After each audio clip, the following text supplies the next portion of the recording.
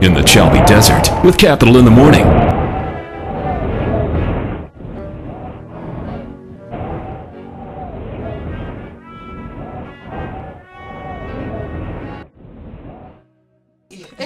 Bonus coming up.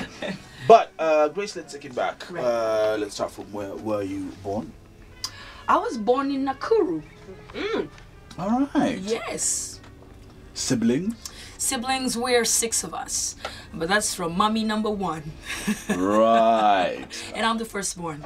Fantastic. Of the 6? Yes. Oh, cool. Yep. All right. And we're just a space, 1 brother and 4 sisters. Excellent.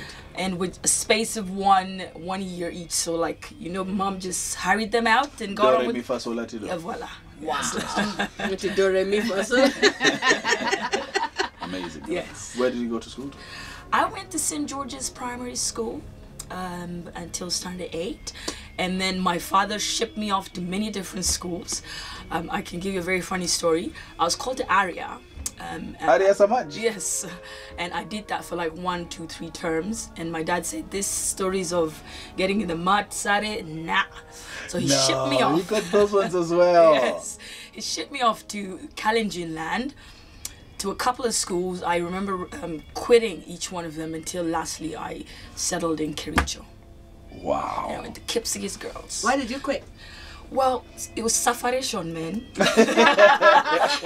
You were a Masafra. I went to Cherangani High School in I can't remember where, like Kitale, I think. It was a mixed school.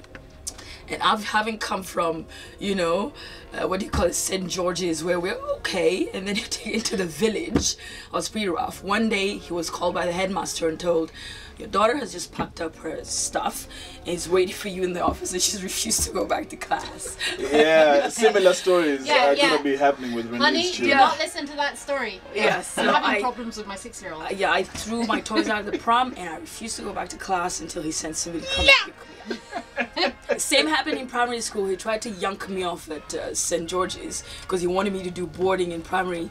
And I ran away from that school that he took me to in Thika. I think I remember it was Kitito Primary School. Wow. I know. I ran away from that one as well. How was you finding these schools? Because we have, our family is worked in the, I'd call it the administrative. We traveled a lot when we were younger. So when Uncle so-and-so is DC or DO in a certain district, because they, you know, they need to go to boarding school, day school is not very good for them. But no, I wasn't having it, so... Yeah, ran away at every single one. You know that this is my child in like 10 years or something like that. Yep. I am so mortified. But it sounds like it was an interesting childhood. Any happy memories? Oh, mostly happy memories. My dad was my best friend, so me and him kind of, he understood my personality, so he didn't get too upset when I threw tantrums and stuff. But yeah, we traveled a lot. Mom's still here. Dad's passed on. My mom works in town here somewhere, but at the moment she's in Uganda because our baby sister is graduating from Kampala International University today. Oh, bless. Congratulations, Happy. Good stuff. Bless. Yes. We come back with more. Chris Makosewe, jam presenter, extraordinaire, beautiful, elegant. What a lady. What a show. Stand by. At 1:30 with Orange. Mercy, mercy, mercy me. We're just saying we don't know what happened to this woman. We don't know where she is now. All I remember is that she had a unibrow. It's very serious. I know they were quite bushy. Yeah, they were. It's the first thing you noticed. Mercy, mercy, mercy. All right. Back on the Chalbi with the lovely Grace Makosewe. Be gentle with me, my boo. What? It was about to Oh, go down. no. Wow. I was trying to figure out how I was going to jump in. That segues in very nicely to the question of what is your most embarrassing moment? My most embarrassing moment. Yes, so far. I think it was one time I've gone on a date with some guy and excused myself to go to the ladies' room. And on making my way back, these waiters are trying to stop me, and you know, they're like trying to stop me, but they can't because it's like a really posh restaurant. So I get to the table and I sit down, and a waiter comes over and tells me that my skirt is stuck in my panties. Oh. I know, right? You can only find that in a movie.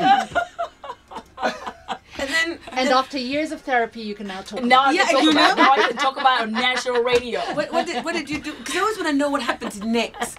Because when you're told that, okay, after you've stopped, you just sip the wine and keep it moving. That's what you do. Because in the movie they cut to the next scene. Exactly.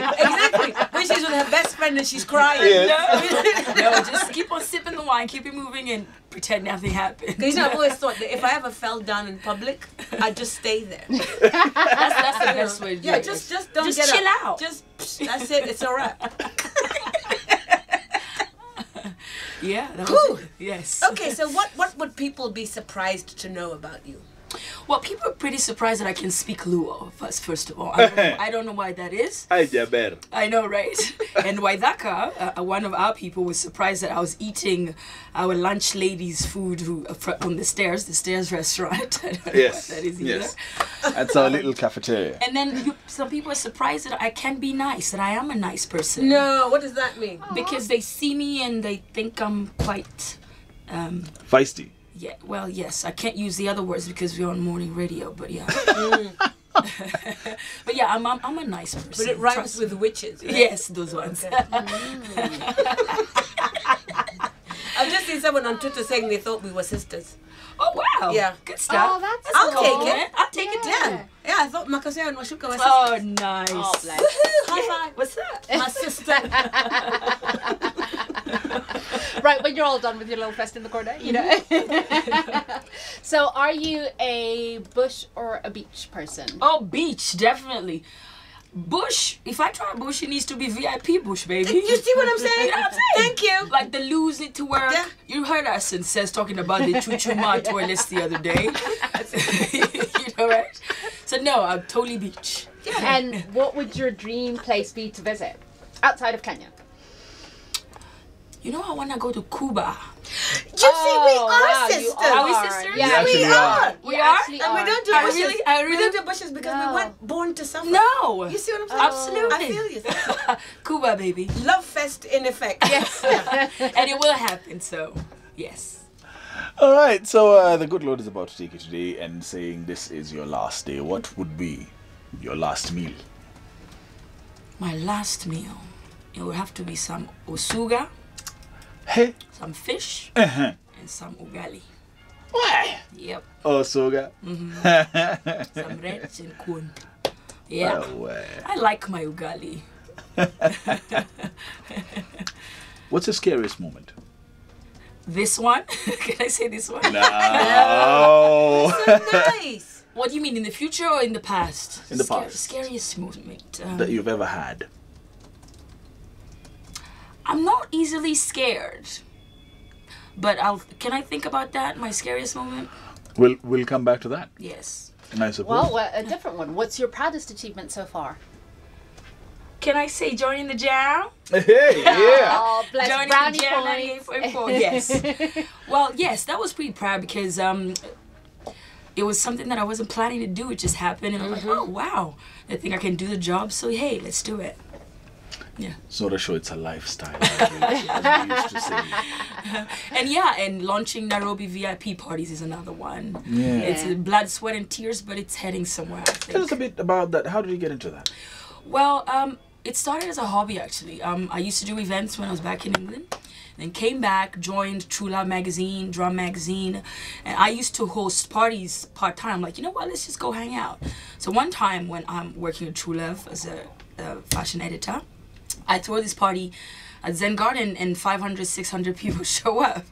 I'm like, oh, okay, we can do this. So slowly by slowly, the parties became frequent, and then brands started getting in touch saying, can we piggyback off these parties of yours? And soon we were throwing the brand parties themselves, like launching beers and launching whiskeys and stuff like that. And yeah, our next party is 9th of February, Fashion High Tea at Zen Garden.